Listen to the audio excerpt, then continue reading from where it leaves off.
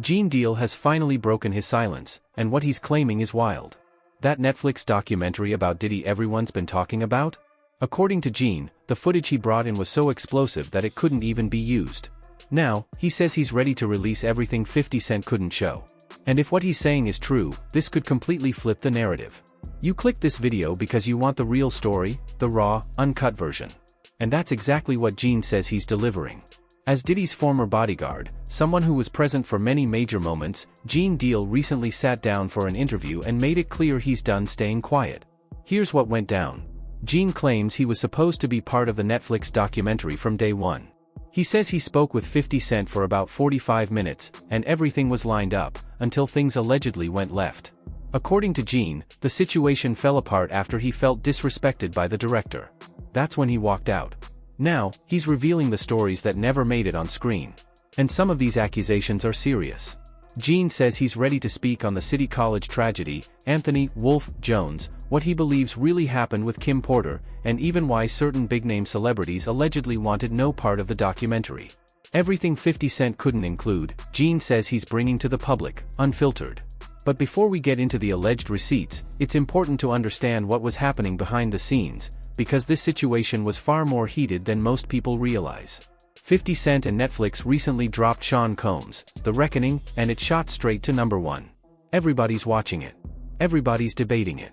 But here's what most people don't know, some major stories never made it into the final cut. And according to Gene Deal, the material that got left out is where things really get intense. Gene, who spent years as Diddy's bodyguard, says he saw everything: the parties, the chaos, the business moves, the danger, and the emotional fallout. He claims he's been holding on to footage and receipts for years, waiting for the right moment to finally tell his side of the story. Don't even be sad. I want to put her on blast because she was telling me, she was saying to me that what I was asking for was crazy and they wasn't spending money like that. I'm talking about you got footage, you got clothing, I was doing footage, I had pictures, all the stuff that I had, you could figure out a way to pay a brother and stuff like that. And then I was telling her about some prices that I've already received and I had the invoices to show it. And then she was calling me like I was lying. I'm like, yo, who do you think you talking to? You know what I'm saying? And she was talking about, there's no way nobody paid. Nobody what? I say, first of all you people come with these documentaries and stuff. The first thing you tell me, y'all tell these people out here that y'all don't pay, and y'all pay. If you can make a picture look like $10,000, $15,000, you know what I'm saying? You can sit here and tell me that you're gonna pay me for my time sitting right down here with y'all. You understand? So then, one thing led to another. And I was like, all right, well then, F you, I spoke to 50, and then she said 50. And this is exact words that came out her mouth. 50 does not determine what goes in and go out of this documentary. At first, Gene Deal actually wanted to be part of 50 Cent's documentary. He felt it was finally time for the full truth to come out. But when he sat down with director Alex Stapleton, he said the meeting went left fast. Gene came in ready to cooperate, but according to him, the energy shifted quickly, and he realized the project wasn't going in the direction he expected. He says he wanted to approach things the right way. Gene tried to bring in two people who had known Diddy from day one, Tim and Kirk Burrows. Together, they could have laid out the entire timeline, from the early hustle days, to the street era, all the way to the empire Diddy eventually built. That, in Gene's eyes, would have been the full blueprint. Gene Deal says he asked for $50,000 for all three of them as a package deal. Considering the history, the first-hand stories, and the context they could provide, he felt that price was more than fair. But this is where everything took a sharp left turn. According to Gene, Alex Stapleton told him something he didn't expect. She allegedly claimed that 50 Cent had zero control over the documentary, no say over the budget, no control over payments, and no influence over who actually made it into the film. She allegedly said 50's name was mostly attached to help boost the project. Gene took that as major disrespect. He even showed her invoices from past documentaries to explain his usual rate. But instead of hearing him out, Gene says she accused him of lying, which completely caught him off guard. From his perspective, he spent years protecting Diddy, witnessed intense situations firsthand, kept notes, held footage, and now someone was acting like he was making things up. To him, that was wild.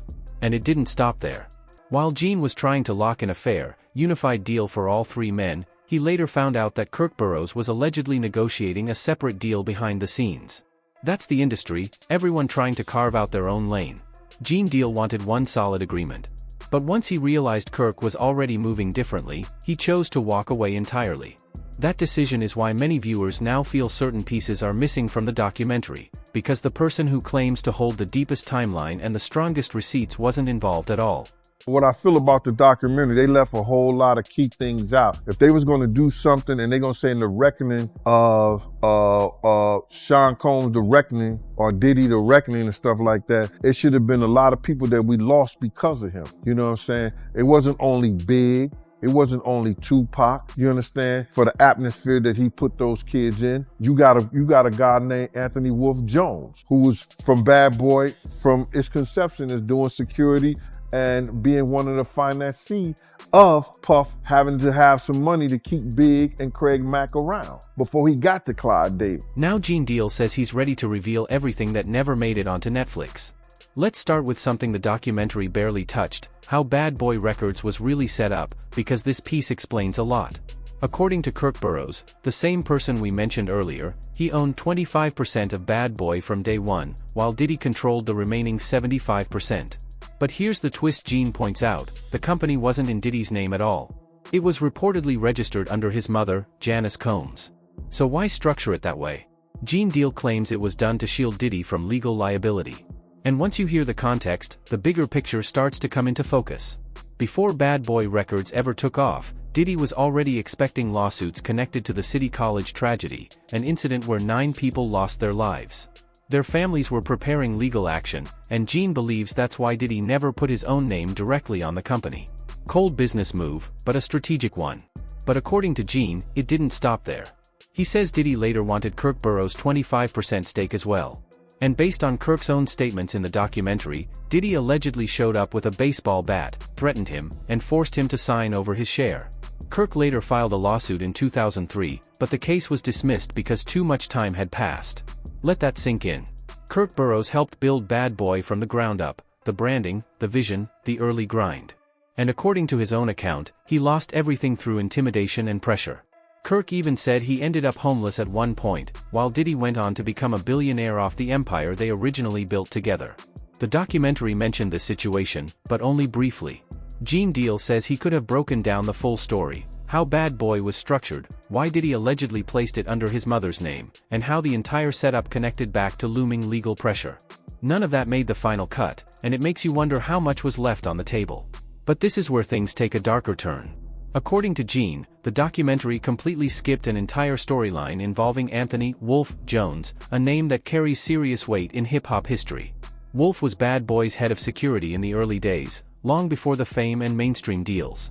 He was one of Diddy's most loyal protectors. And according to Gene Deal, Wolf knew everything happening behind the scenes. As Gene describes it, Wolf knew who handled what, who got paid, and what went down at certain private events, the kind of information people only whisper about. Gene alleges that Diddy's decisions played a role in the chain of events that eventually lined up with Wolf's death. That's a heavy claim, and Gene makes it very seriously. He also insists the documentary team either didn't have the right information or chose not to go deeper.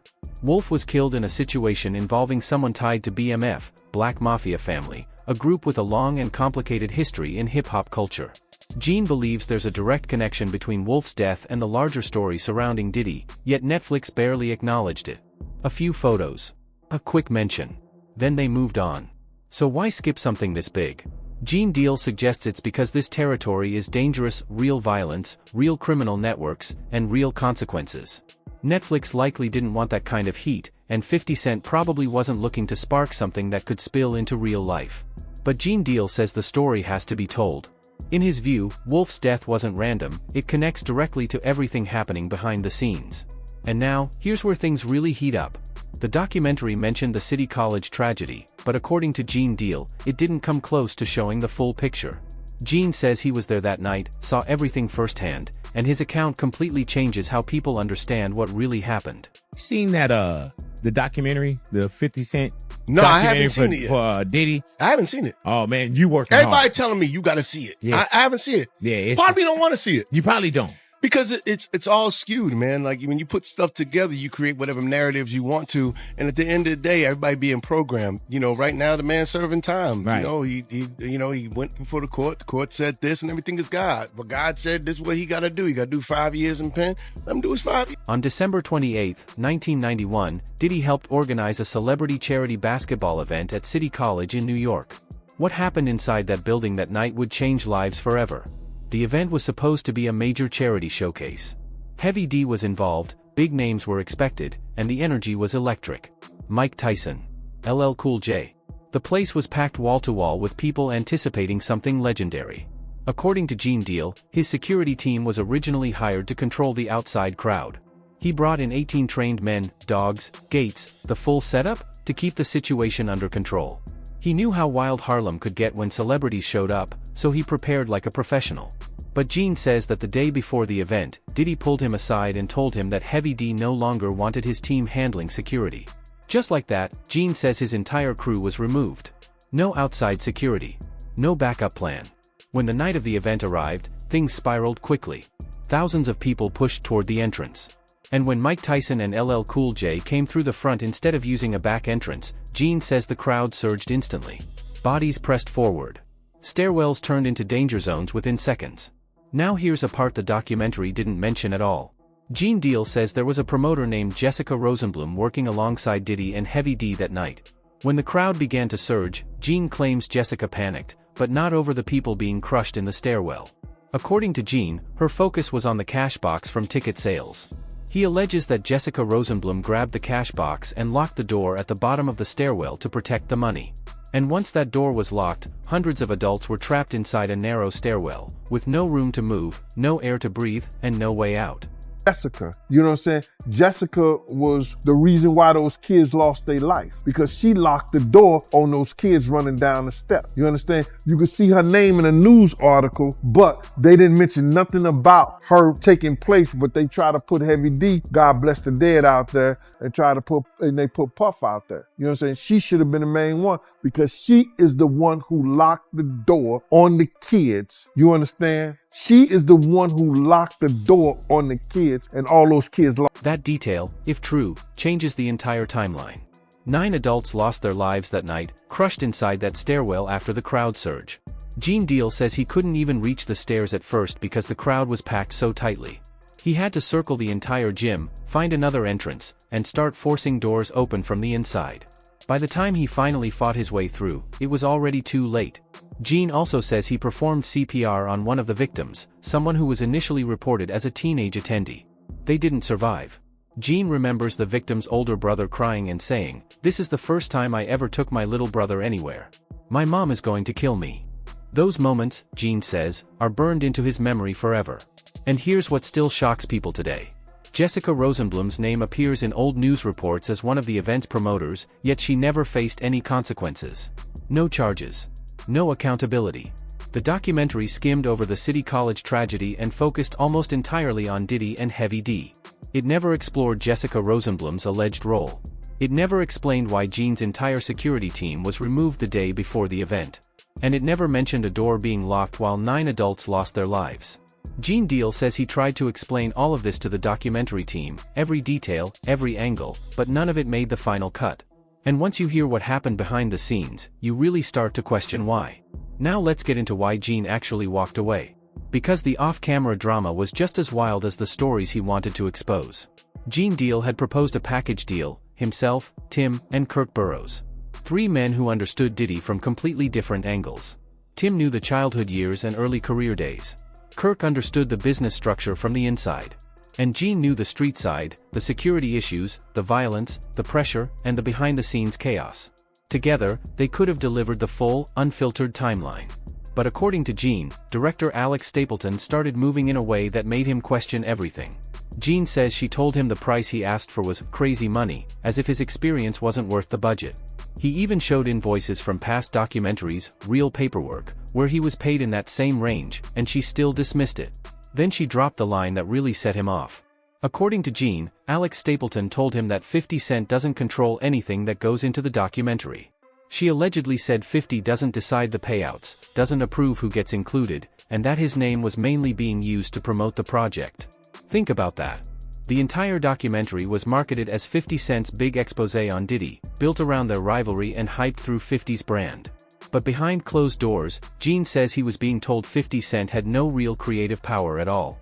That's wild. Gene Deal felt played. He's been telling these stories for years on his own platform, and he says he has receipts, footage, photos, documents, and first-hand experience to back everything up. That footage of Diddy. I figure most journalists would not disclose their sources. Does he know y'all have this in the doc? I would doubt he knows. So when this airs, that'll be the first time that his legal team, Diddy, that everybody knows that this footage is now seeing the light of day. According to Gene Deal, the breaking point came when he felt the director treated him like he didn't matter, like he was just another voice chasing attention. At the same time, Gene says Kirk Burroughs was quietly making his own moves, calling him repeatedly and pressuring him to lower his price and accept whatever was offered. Later, Gene claims he found out Kirk was negotiating a separate deal behind everyone's back. That's the industry, he says. Once money enters the picture, people choose their own lane. That's when Gene Deal walked away completely. And that's why, in his view, the documentary feels incomplete. Major stories were left out because the one person who says he held the deepest timeline, the receipts, and the inside access refused to participate after feeling disrespected from the start. Many viewers also noticed something else right away. The documentary barely touched Kim Porter. Kim, Diddy's former partner and the mother of 3 of his children, passed away in 2018 at just 47. She was around Diddy for years and witnessed everything, yet she received only a brief mention. According to multiple reports, the filmmakers avoided going deeper into Kim's story because it was considered too sensitive and too risky. Gene Deal says he knew Kim personally, worked security around her, and had first-hand experiences, but none of that made the final cut. Then there's another glaring omission. For decades, Diddy hosted massive parties filled with actors, artists, athletes, executives, and powerful names. Everybody wanted an invite. Yet the documentary features no interviews, no first-hand accounts, and no commentary from any of those celebrities. Gene Deal believes some high-profile figures wanted to keep their names far away from anything connected to the investigation. Whether through requests or quiet pressure, many stayed out of the spotlight. The documentary avoided that angle entirely. From Gene's perspective, 50 Cent approached this as a businessman. He wanted the focus strictly on Diddy, not on dragging powerful people into the mess.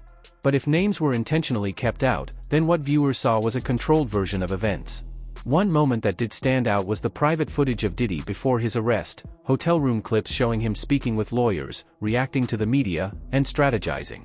According to reports, Diddy had a videographer documenting that entire period. That footage was never meant to go public. Yet somehow, 50 Cent ended up with it. Diddy's legal team reportedly sent Netflix a cease and desist, calling the footage unauthorized. Netflix claimed it was obtained legally but never explained how. 50 Cent hasn't revealed the source either, and the videographer has stayed silent, leaving the situation surrounded by speculation. Gene Deal also speaks on alleged aggressive behavior he says he personally witnessed from Diddy over the years. These are Gene's claims, not court-proven facts. One story involves Miss Hilton, the mother of Diddy's first son, Justin. Gene says Misa once asked him for protection because she felt uncomfortable being out in public. The documentary also includes an account from Eric Sermon, who described a moment where Diddy allegedly confronted Misa publicly. Gene says stories like this were whispered about for years, but most people stayed quiet because of Diddy's influence and power. Then there's the leaked hotel hallway footage involving Diddy and Cassie, a clip that shocked the world. Gene Deal says that kind of behavior wasn't new. The difference was that this time, it was caught on camera. So what does Gene Deal ultimately think of the documentary? He says most of it was already known within industry circles. To him, it wasn't groundbreaking, just packaged for a wider audience. The only truly revealing part, in his view, was the private footage of Diddy before his arrest. Gene believes he could have taken the documentary much deeper, exposing the real system behind the scenes. But he says Netflix wanted something safe, something that would trend, pull numbers, and focus blame on one man without exposing powerful players. In Gene Deal's words, the public got a slice of the truth, while the bigger picture stayed hidden. He's been telling these stories for years, long before Netflix, long before 50 Cent got involved. And he says he's not done talking. Now we want to hear from you. Which part of this story hit you the hardest? And what do you think should have been included to make the documentary feel complete? Drop your thoughts in the comments. Thanks for rocking with Celeb Pulse. Make sure to like, subscribe, share, and stay locked in. More deep dives are coming.